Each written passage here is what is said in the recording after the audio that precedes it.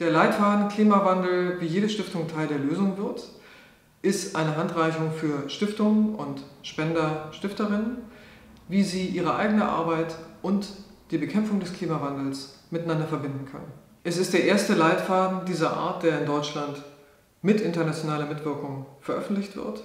Wir haben zum einen Einführungskapitel zu verschiedenen Themen. Wir haben aber auch Fallbeispiele von Stiftungen, die diese Perspektive schon mit aufgenommen haben. Zum Beispiel die Bosch Stiftung, die Siemens Stiftung, die Schöpflin Stiftung oder auch die neu gegründete Stiftung Gesunde Erde, gesunde Menschen. Der Leitfaden gibt den Leserinnen und Lesern ganz konkrete Ideen, wie sie mit ihrer Stiftung etwas gegen den Klimawandel tun können.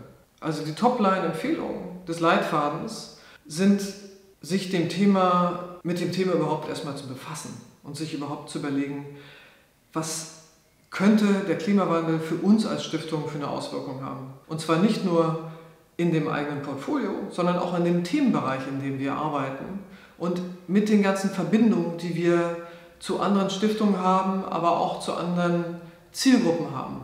Wir haben im Leitfaden 5 Bereiche beispielhaft illustriert: gerechte Gesellschaften, Bildung, Gesundheit, Naturschutz und benachteiligte Gruppen. Das sind für uns 5 Bereiche, die große Schnittmengen bereithalten mit den Themen, die die Stiftungen in Deutschland vor allen Dingen bearbeiten.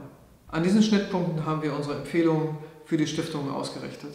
Das Vorwort für den Leitfaden hat die neue Co-Präsidentin des Club of Rome geschrieben, Sandrine Dixon de Clèves, was wir toll fanden. Und wir haben auch unter anderem Mary Robinson, die ehemalige Präsidentin von Irland, für eine Fallstudie gewinnen können, neben vielen anderen unglaublich spannenden Stiftungen aus Europa.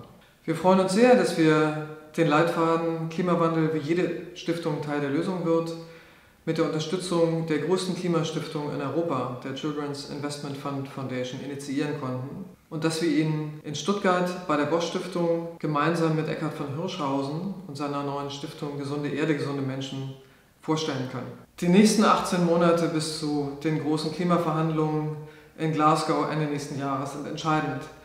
Und deshalb ist es für uns so wichtig, dass Stiftungen sich jetzt anfangen, mehr zu positionieren. Und deshalb hoffen wir sehr, dass wir mit diesem Leitfaden möglichst viele Stiftungen inspirieren, sich grundsätzlich einmal mit dem Thema zu beschäftigen und auch von den Beispielen anderer Stiftungen zu lernen, die bereits schon aktiv sind.